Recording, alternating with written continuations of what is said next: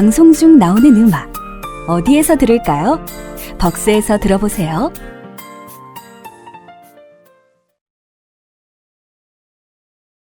Access granted. You're connected to the ghost station. We are the children of darkness, the friends of moon and stars. Now, you are one of us. Welcome.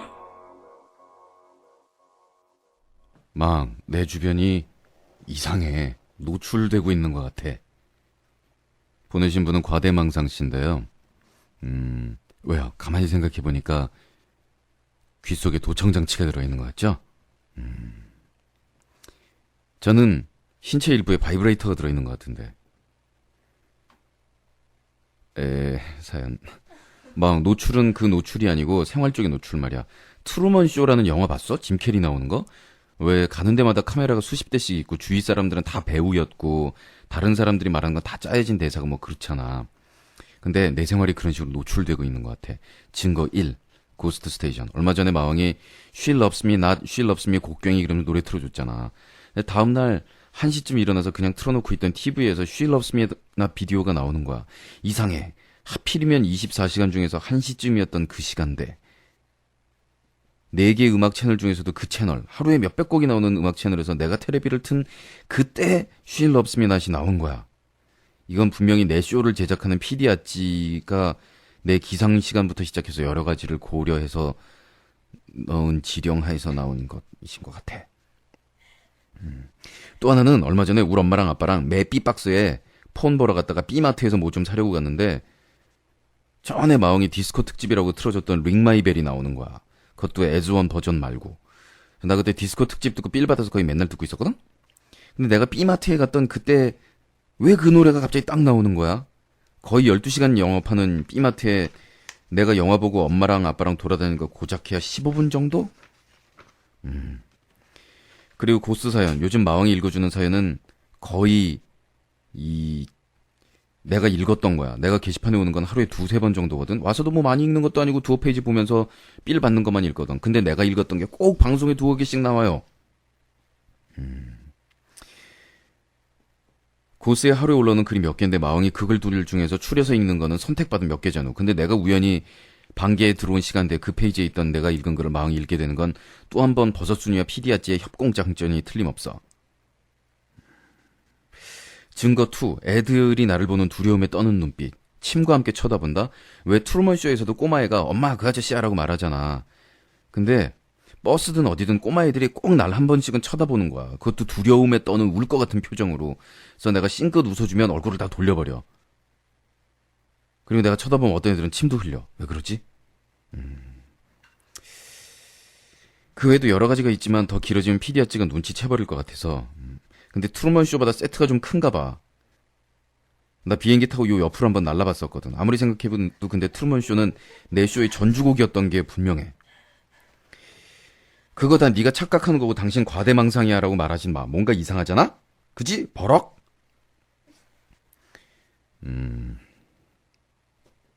다 착각하는 거고요.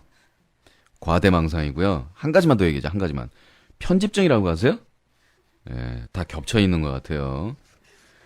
그리고 확률상으로 그런 일들이 우연히 일어날 확률들은 제가 볼 때는 허접인데 무지하게 높은데 아니 지금 She Loves Me Not이라는 노래는 요즘 한참 인기 있는 노래고 Ring My Bell은 발표된 지 30년 가까이 된 지금까지도 계속해서 나오고 있는 노래고 당신이 다니고 있는 데는 그런 데가 맨날 나오고 있는 그런 노래가 나오고 있는 장소고 바로 그런 채널들은 하루에도 수천 곡씩 그런 걸 틀고 있고 그리고 이런 게 겹치는 확률 같은 걸 생각해보면요 결론 한 군데로 나오거든요.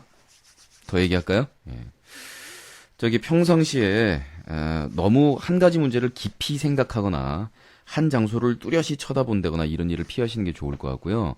또 길 가다가 학교 갔다 집에 오는 길에 어느 날 길에서 똥 밟고 나면은 3일 동안 그 똥 생각이 머리에서 지워지질 않아서 계속 괴로워하면서 거품 무는 그런 타입이었을 것 같은데 아무래도 성격을 좀 조심스럽게 이렇게 담금질을 좀 하셔야겠고 그리고 가급적이면은 저보다는 전문의과하고의 이 상담을 통한 치료라든가 약물 치료 같은 것들이 요구되는 그런 상황인 것 같습니다.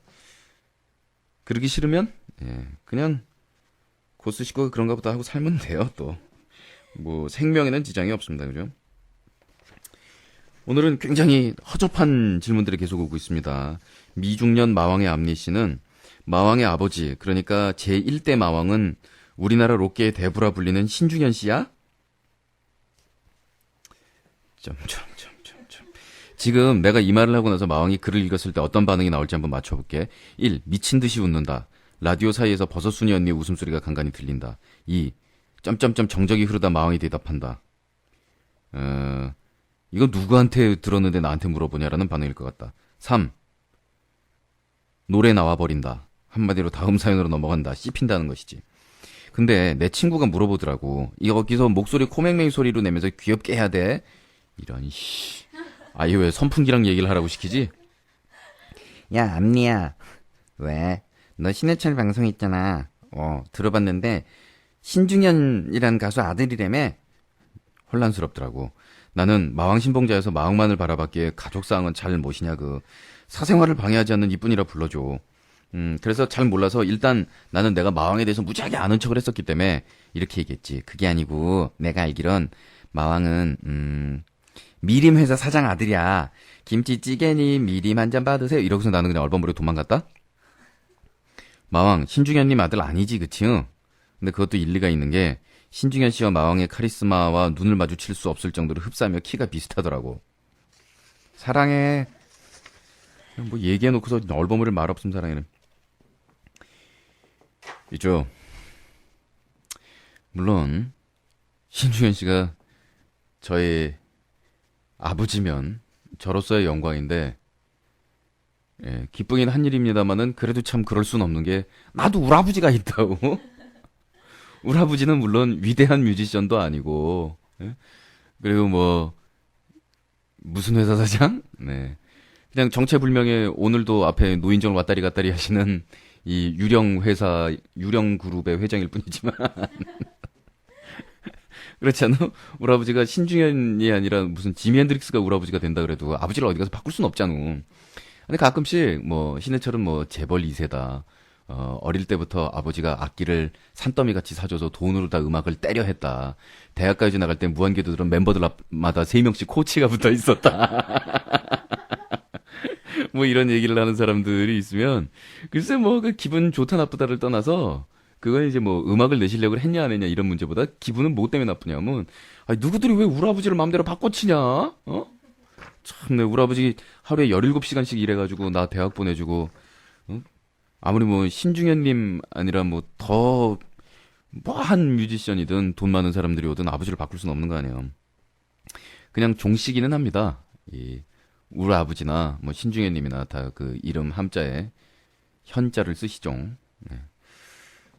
그래서 그 집 아드님 이름이 이제 신대철, 신윤철, 신중철.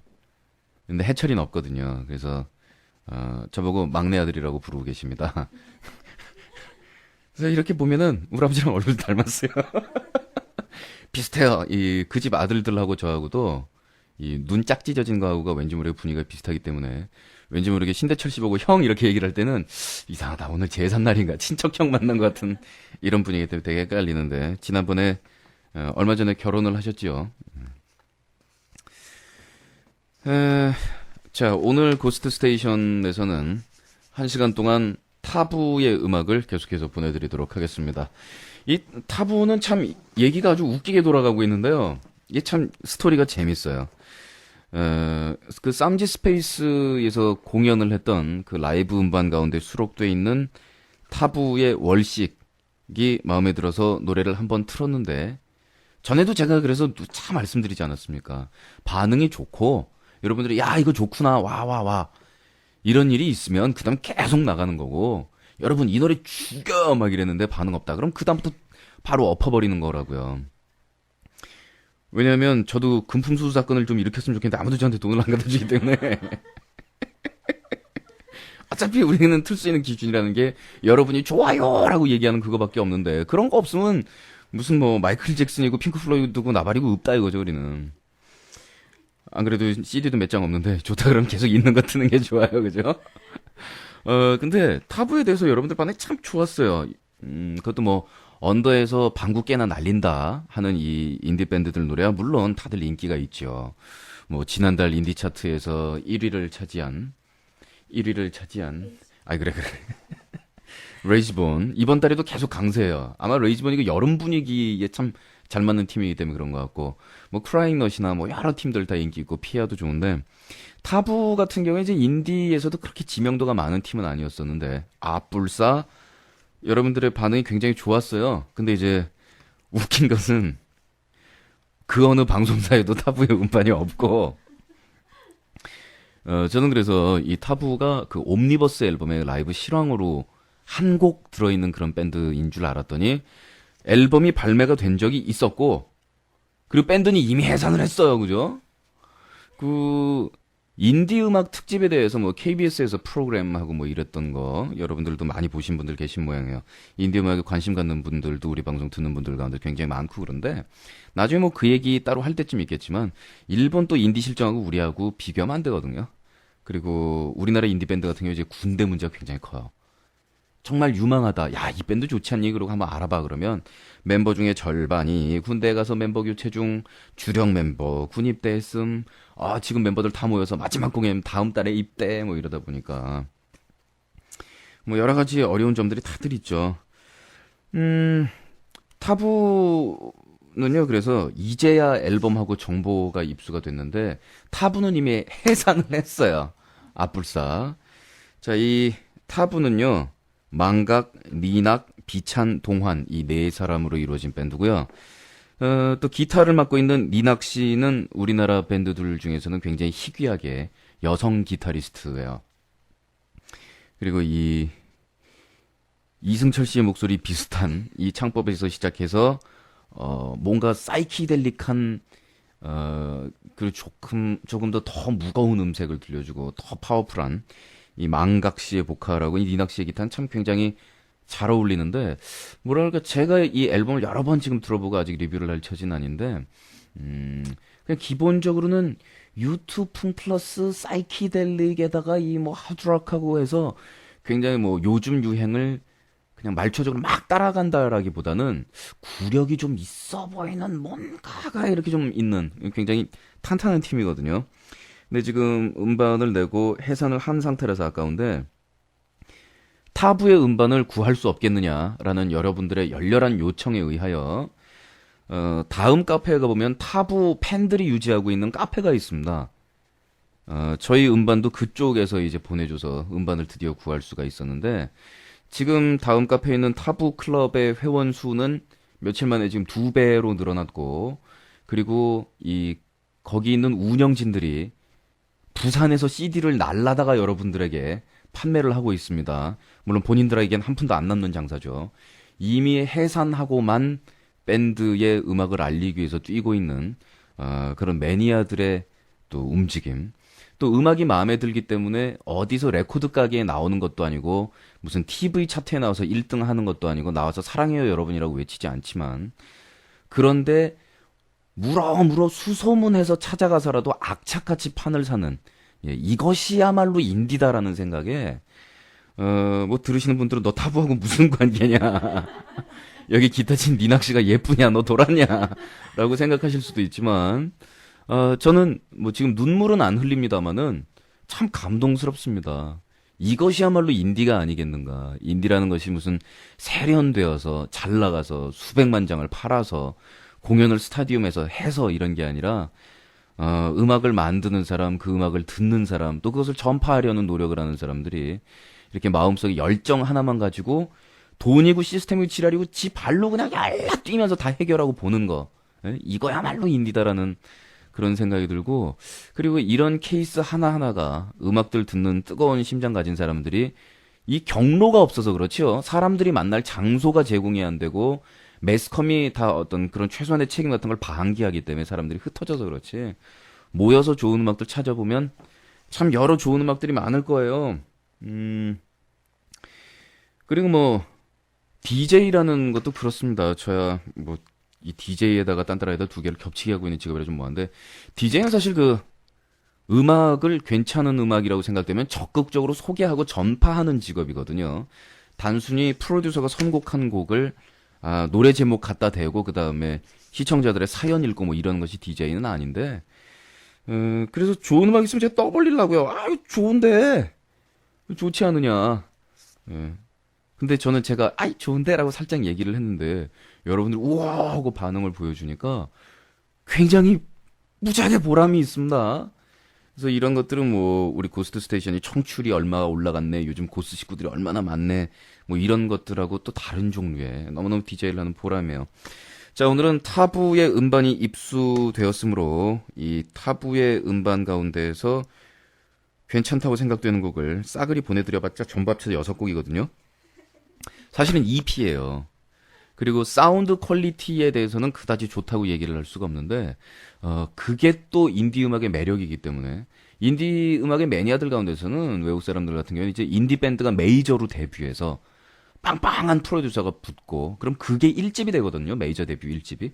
대부분 인디에서 냈던 음반들을 정식 음반으로 안 치는 경우가 있고요. 치는 경우도 있고 그런데 근데 이제 메이저 데뷔 음반에서 사운드 막 살벌해지고 프로듀서 붙고 그것 뜨고 나니까 이 집에서 막 런던 심포니 오케스트라 붙고 막 이러면서 밴드가 커나가잖아요. 근데 그러면은 왠지 모르게 서운함을 느끼시는 분들이 있어요. 그러니까 제과점도 왜 무슨 베이커리 이래가지고 전국을 커버하는 막 프랜차이즈 이런 거 있잖아요. 근데 이제 동네에 보면은 홈메이드 쿠키 뭐 이래가지고서 그 집에서 만든 아줌마 혼자 장사하는 것 같은 그런 빵집 있는데 그런 데 나가서 매일 아침 커피랑 그 아줌마가 만든 쿠키 먹는 것을 좋아했던 사람들, 이런 사람들은 이제 아줌마가 드디어 메이저 데뷔를 해서 내 쿠키가 너무 유명해졌대, 전국에 16개점 벌렸잖아, 막 이렇게 되면 옛날 맛이 안 난다 뭐 이런 경우도 있고 하거든요. 이 타부의 음악을 들으면은 지금 사운드가 본인들 음악을 표현하는 데는 뭐 충분히 표현이 된 것 같고, 그리고 외국 음반이나 아니면 우리나라 메이저 밴드들한테 나오는 뭐 이런 빵빵한 사운드는 아니더라도 굉장히 매력이 있어요. 좀 땡깁니다. 자, 타부의 이 인디 데뷔 앨범, 인디 시장 데뷔 앨범이면서 6곡짜리니까 이게 사실은 EP라고 할 수 있는 비정규 앨범이라고 쳐도 되겠네요. 이 가운데서 그러니까 이거 참 재밌는 거예요. 뮤지션들이 자기들끼리 연습해서 녹음실에서 만든 데모, 그 데모 테이프 바로 위에 있는 수준이거든요. 이게 훨씬 생동감이 있습니다. 한번 들어보세요.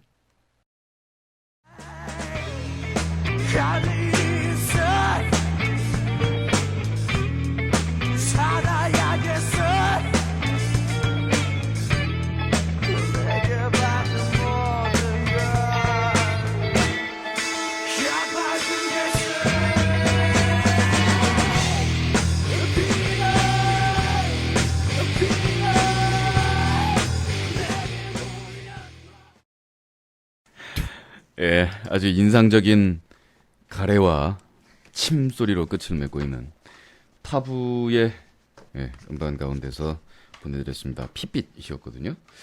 굉장하죠? 그 아주 파워풀한 사이키델릭한 기타 연주에다가 뭐 보컬 기타 거의 죽입니다. 그 왠지 모르게 이름이 니낙이면 저는 대망이 되면 니나가 생각나는데 왜 니낙? 낙은 왜 붙었는지 모르겠어요. 연주를 들을 때는 전혀 여성 기타리스트라는 그런 분위기가 느껴지지 않는 아주 파워풀한 사이키델릭한 좋아요. 대단히 좋아요. 조금이나 한 곡 더 보내드리겠습니다. 공처가 애처가는 오래 못 산다는 그러한 야그가. 야, 어떡하냐 여러분.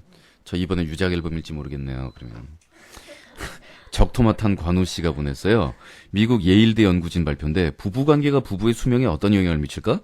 외신들은 13일 미 예일대 로니 타워 박사 연구팀이 6년 동안 305쌍의 65세 이상 부부들을 대상으로 관찰한 결과 부인에 대한 의존도가 높은 공처가 또는 애처가의 수명이 가장 짧은 것으로 나타났다라는 그런 얘기입니다. 로이터 통신과 독일의 일간 빌트 짜이툰에 따르면은 타워 박사팀은 6년 전 부부들을 인터뷰해서 부부관계를 남편과 부인이 서로 정서적으로 의존하는 경우, 남편이 부인에게 의존하는 경우, 부인이 남편에게 의존하는 경우, 남편과 부인 모두 서로 의존하지 않는 경우 이렇게 네 가지를 다 조사를 했다 그래요. 6년 뒤에 수명을 조사를 해봤는데 부인이 남편에게 의존하는 전통적인 부부 관계 아래서 남자가 가장 장수한다. 그러니까 정서적으로 부인이 남편한테 의존하는 게 가장 전통적인 관계인가? 그리고 그 관계 아래에서 남자가 가장 장수하지만 부인도 그 경우에 약간 더 오래 사는 것으로 알려졌대요. 그러니까 여자가 남자한테 정서적으로 의존한 경우가 남녀 모두 다 오래 산다라는 그런 얘기고, 반면 부인에게 의존하는 남편의 경우에 수명이 가장 짧았고요. 또 성격이 강해서 서로 의존하지 않는 부부는 전통적 부부에 대해서 상대적으로 수명이 다 짧은 것으로 나타났다. 이러나 저러나 무조건 의존하라는 얘기구만. 의존 안 하고 서로 튕긴다고 해서 오래 사는 것도 아니네요. 이 이유가 죽여요. 부인에게 의존적인 남편의 수명이 짧은 이유에 대해 부인이 일찍 죽을지도 모른다는 염려 때문에 남편이 스트레스를 받기 때문이래요. 이야, 이 동아닷컴의 박희원 기자가 올려놓은 글입니다. 이게 근데 생각해보면 한편으로는 일리가 있어요. 아버지 빨리 죽어야 될 텐데 이런 얘기 들어봤습니까? 그러니까 말 표현만 조금 예쁘게 바꿔봤자 내용은 역시 험악한데 아버지가 일찍 돌아가셔야 될 텐데 그러니까 일찍이라는 표현은 뭐하다. 아버지가 먼저 돌아가셔야 되는데 이런 얘기 주위에서 나이 20살 넘기 시작하면은 종종 주변에서 들려옵니다. 그리고 끼리끼리 애기들하고만 놀고 있는 거 아니라면 20대, 30대, 40대들의 대화를 이렇게 듣다 보면은 이런 얘기들을 들을 때가 있는데 뒷문장에 뭐가 감춰져 있나요? 가로 열고 엄마보다. 글쎄 두 분 다 오래 사시면 참 좋지만 그래도 가실 거면 역시 아버지가 먼저 가셔야 돼. 자식들끼리 모여가지고 이렇게들 얘기한단 말이에요. 거의 모든 자식들이 다 그렇게 얘기를 합니다. 근데 근거로 그거를 대잖아요, 이유를. 그 여성, 그러니까 할머니는 나중에 혼자 남아가지고서도 그놈의 영감이 내가 젊었을 때 그 영감이 내가 영감만 아니었으면 이런 얘기를 막 해가면서도 이 주위에 몸단장도 하시고 주위에 이렇게 꾸려가면서 그럭저럭 사시면서 또 남은 시간 동안 손자 손녀 자식들 이렇게 돌봐 가시면서 이렇게들 사시더라. 근데 여성이 배우자가 아내가 먼저 죽었을 경우에 남자 혼자 남았다. 이거를 이제 호라비 청승이라 하여 그 청승 중에서 이 만땅 청승, 수퍼, 완빵, 오방 뭐라고 표현을 해야 됩니까? 이 와방 청승이 호라비 아닙니까? 그것도 호라비 중에서도 이 재혼을 하거나 아니면은 사회생활, 그러니까 배우자가 없고 그래도 자기가 직장도 다니고 일을 밖으로 나가면서 이렇게 사회생활을 아직 영유하고 있는 그런 나이면 괜찮은데 사회적으로는 은퇴요. 집에 가면은 마누라 없슈? 자식들은 분가했슈? 이렇게 되면은 그 청승이 옆에서 눈 뜨고 봐줄 수가 없다 그러네요. 근데 본인은 이제 당신께서는 괜찮다고들 어르신들을 그러는데 자식들은 또 불편합니다. 그리고 요즘에 또 세상 사는 게 예전 같지가 않아서 아버지 모시고 싶은 마음 있어서 없어서 며느리가 아버지 모신다고 해서 안 해서가 아니라 아버지 입장에서 야 됐다 안 살아 막 이렇게 되는 경우가 굉장히 많기 때문에 이게 이제 가정생활이라는 게 옛날처럼 아이고 아버지 혼자 계시면 모시고 이걸로 다 해결하는 것도 또 아니에요. 그러니까 참이 깝깝한데 모르겠습니다. 이제 반대의 경우는 물론 있겠죠. 사람이라는 경우가 다 똑같지는 않으니까. 근데 그 왜 그럴까요? 예? 왜 남자들은 혼자 남으면 그 앞가림을 못하고 거기다가 여자는 혼자 남았을 때 남편 삿대질하고 욕하고 그 죽은 남편 막 욕하고 자식들 앞에서 이런 게 어떻게 보면은 그 기운 빠지기 싫어서인 것도 있는 것 같아요. 자식들 앞에서 이런 경우를 생각해 보시라고요. 너희 아버지만 아니었으면 내가 요 모양 요 가라지로 살았을 거는 아닌데 그러면서 엄마 막 욕하고 있으면 자식들 옆에서 호닥거리면서 에이 엄마 또 시작이다 이러고 있는 장면은 그래도 우리 주변에서 흔히 볼 수 있는 장면에다가 어떻게 보면 스위트홈입니다. 그게 엄마가 창피해서 말은 못하지만 아빠 보고 싶다는 얘기 하는 거거든요. 근데 이 반대 경우는 참 슬픕니다. 뭐냐면 자식들하고 트러블이 있어가지고 자식들 앞에서 목 놓아 울면서 내 남편 살아있었을 때만 해도 내가 자식들한테 이 꼬라지는 안 받는데 라고 엄마가 목매운다고 생각해보세요. 그건 또 완전히 반대되는 얘기거든요. 그죠? 차라리 엄마가 아빠 욕하면서 막 자식들하고 붙어 있는 게 낫지. 자식들 앞에서 막 서럽게 울면서 너희 아버지 살았을 땐 나 정말 이런 꼴 안 당했다. 아씨. 그건 또 가슴 미어지죠. 그죠? 근데 자 이제 또 아버지 쪽으로 가봅시다. 이건 또 어떻게 되냐면 이 아버지는 말이죠. 뭐가 슬프냐면 물론 저는 양친 부모님이 다 생존해 계십니다. 근데 주위에 이제 친척분들도 굉장히 많고 이런 케이스들을 너무 많이 보다 보니까 대충 이제 다들 짐작이 가는 얘기가 돼버렸는데 어느 날 말이지 너희 엄마가 말이야 무슨 갑자기 평생 안 하던 얘기를 이 영감탱이가 이렇게 딱 시작을 하는 거예요. 그래서 아버지 무슨 갑자기 또 이 청승이 근데 이렇게 아버지가 얘기를 하면서 먼 산 쳐다보면서 응? 그때 안 그럴 걸 그랬어. 뭐 이런 얘기를 한단 말. 그럼 자식들 모여가지고 무슨 얘기하냐면 어떻게든 새 장가라도 보내드려야 되는 거 아니냐. 어? 지금 저승에 있는 우리 엄마가 아버지 저걸로 내비둔다고 우르보고 뭐라고 야단을 칠 거다. 이런 자식들이 모여서 회의를 합니다. 아버지는 이제 주접 떨지 마라.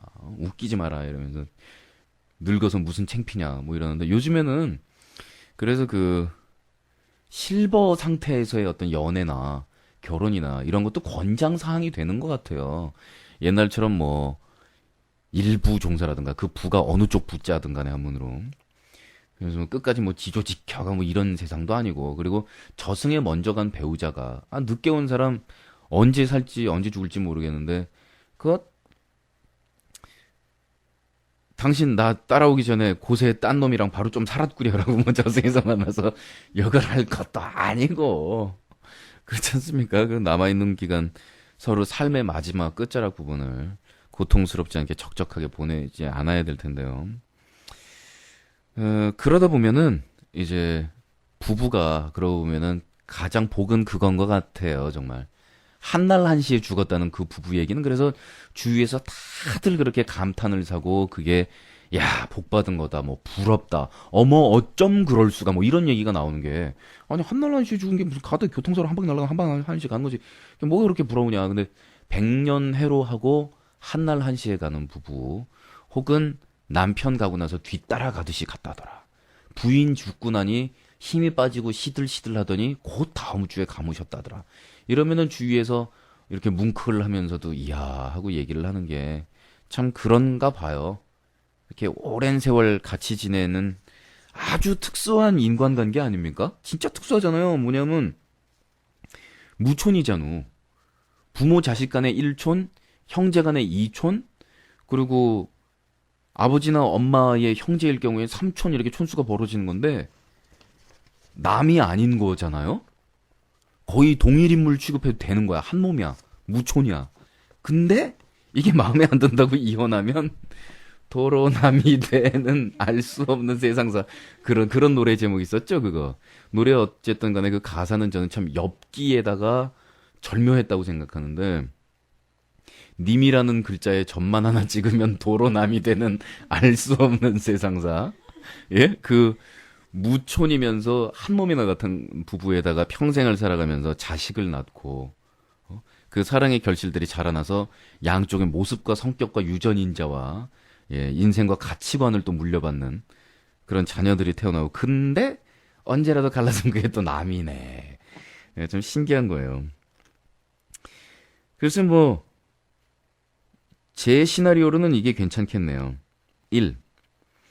영숙이한테 내가 의존하지 않는다라는 것은 불가능하고 그럴 이유도 없고 그러고 싶지도 않고 그러려면은 애인이 필요할 이유도 없고 양말 내가 신고 뭐 이러려면 뭐 하려고 애인이 필요하며 그쵸? 그지? 여자친구가 있는데 지 손으로 양말 신거나 뭐 이런 일을 하려면 뭐 하려고 여자친구가 필요한 거야? 그러네요. 의존은 해야겠고 영숙이는 나한테 의존을 할지 안 할지 모르겠는데 워낙 내가 엎혀있느라고 지가 나한테 의존할 시간이 거의 없다는 게 문제야. 그 다음에 어쨌든 서로 의존 안 하면 둘 다 얼마 못 산답니다. 그러면 제가 볼 때는 이 연구 결과에 의하면 가장 좋은 건 이거 아닌가요? 부인이 남편한테 의존하는 게 양쪽이 다 오래 산다고 하는데, 나 같은 경우에는 여자친구한테 내 쪽에서 의존 안 한다는 건 있을 수 없고, 그렇게 해서는 재미없고, 서로 의존하다가 어느 날 한 방에 가지 뭐. 그런 다음에 아무래도 마누라가 죽을 것 같다. 그러면 조금 먼저 죽을 수 있는 방법을 내야지. 그런 다음에 먼저 간다 넬롱 이러면서 가버리는 거예요. 그 방법이 좋을 것 같습니다, 여러분. 사실 가는 사람은 괜찮아요. 뭐 교통사고가 나든 병을 앓든 그래가지고 특히 젊은 나이에 요절한 사람들 그 장례식장 보면은 그건 저기 호상 아니고 악상이라 그래가지고 분위기 되게 흉흉하지 않습니까? 특히나 젊은 자녀를 잃은 그 엄마의 절규라는 거는 참 가슴을 미어 쥐어 짜는 참 뭔가가 있는데요. 특히나 이 한국 엄마들의 울음소리는 전 세계 엄마들의 울음소리 그 어디에서도 찾을 수 없는 묘한 분위기가 있는 것 같아요.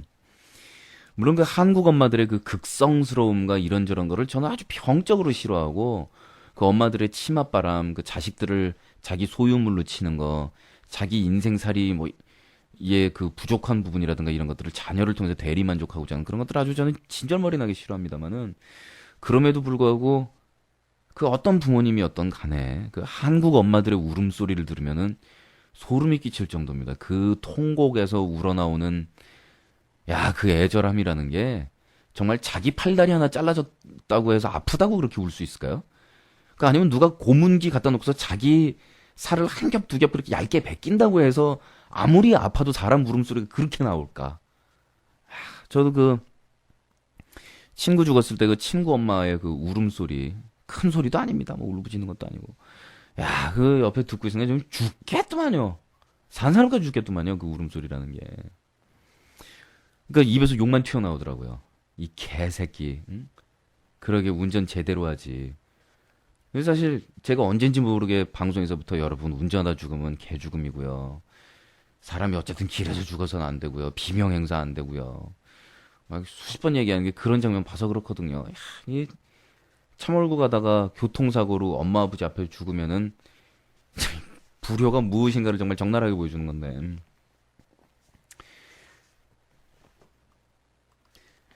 그러니 어머니가 완전히 맥 빠진 그 목소리로 예? 이제는 절규도 못하는 그런 목소리로 야 이놈아 너야 감은 그만이다마는 남은 이 애미는 어떡하란 말이냐라는 그 문장이 나올 때는 정말 죽는 거는 저는 죽은 사람은 물론 죽음을 저도 앞에 놓게 되면은 바들바들 떨고 뭐 대소변 못 가리고 그렇게 부들부들 떨지도 모르겠습니다마는 그 사람이니까 그런 부분 함부로 얘기할 수 없는데 그래도 언뜻 생각하긴 그렇습니다. 죽는 당사자는 죽으면 아무것도 모르니까 죽을 때까지는 문제지만 남는 사람은 참 마음 아픈 거 아닌가. 그리고 그 상처 가지고 계속 고생하는 사람 남는 사람들인데요. 얘기가 왜 여기까지 샜습니까? 지금 스튜디오 분위기가 졸라 칙칙하다 분위기. 죄송합니다. 스튜디오 분위기 오늘 굉장히 칙칙한 가운데서 이 칙칙한 분위기에 어울리는 타부의 앨범 가운데서 이번에는 불로 보내드리겠습니다.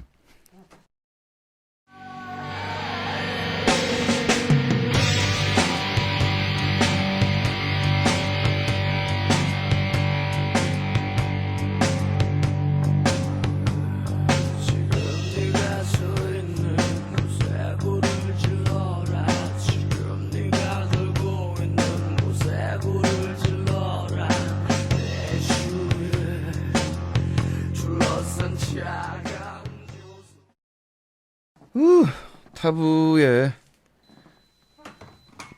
제목이 불로였습니다. 예, 뭐 멤버들의 연주도 좋지만 특히 저는 개인적으로 이 니낙 씨의 기타 연주가 참 좋으네요. 이런 스타일 기타리스트로 제가 오 잘한다라는 말이 제 입에서 팍 튀어나오는 스타일은 그 노이즈 가든 윤병주 씨 이래로는 처음인 것 같아요. 굉장히 어두운데요. 두 사람이 만나면 어떨까 분위기가 굉장히 소개팅 시켜주고 싶어. 무지하게 어두울 것 같아, 둘이 만나면. 막 방 주위에 먹구름 같은 거 막 쫙 떠다니고 그러겠다. 아빠 때문에 얼마나 쪽팔리든지. 우리 가족은 아빠, 엄마, 동생, 나 이렇게 4명인데, 아, 진짜 밖에서 떠든 것들 누구야? 안 자고 꼭 소리 지르, 술 먹었죠?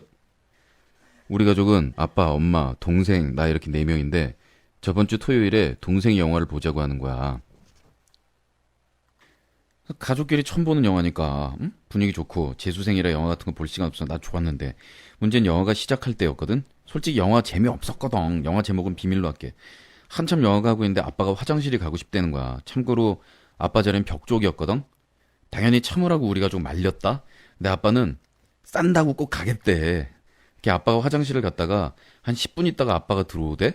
근데 자리에 안 들어오고 맨 뒤로 가는 거야. 아빠 말로는 뒤에 가서 보려고 했대.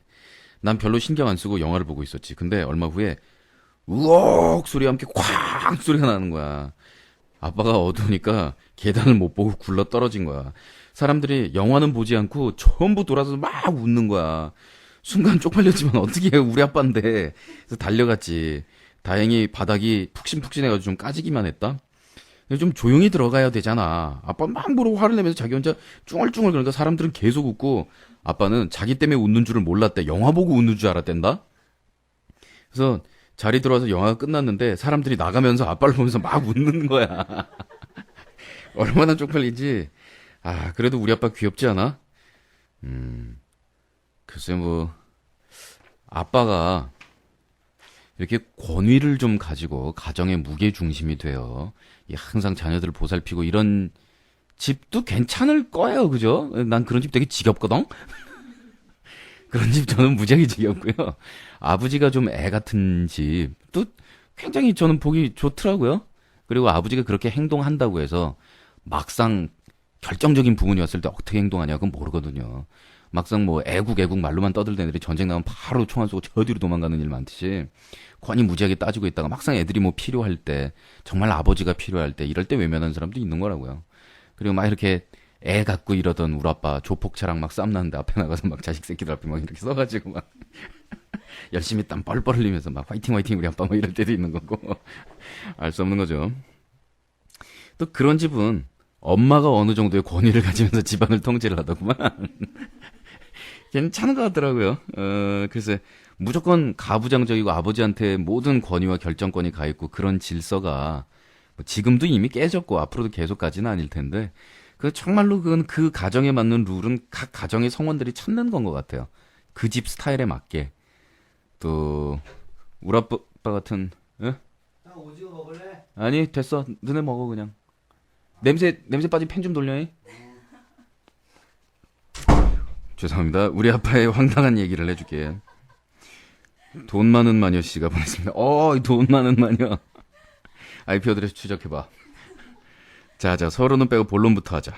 우리 아빠는 좀 보수적이고 가부장적인 그런 사람이야. 근데 어느 날 나랑 내 동생이랑 아빠랑 같이 드라이브를 갔다? 인사동 거리를 구경하면서 슬슬 시간을 때웠더니 배가 고프더라? 아빠가 배고프지? 뭐 먹을래? 라고 물었고 우리는 햄버거라고 외쳤어. 근데 평소에 우리 아빠는 그런 거 싫어하거든. 뭐 피자나 햄버거 같은 거. 근데 웬일인지 그걸 먹자고 그러더라고. 우린 좋아서 근처에 맥도날드에 들어갔다. 사실 나는 맥도날드를 맥오리라고 불러. 도날드 하면 도날드 떡이 생각나서. 근데 여기선 표현의 사실성과 리얼성과 사실성이 리얼성 아닌가? 가로 열고 같은 말인가? 예, 가로 닫고 마왕의 편의를 위해 그냥 밝히겠어. 나랑 내 동생은 뭘 먹을까 하면서 메뉴를 들여다보고 있는데 아빠가 카운터에 있는 언니한테 딱 가더니 맥도날드 주시오. 딱 그러는 거야.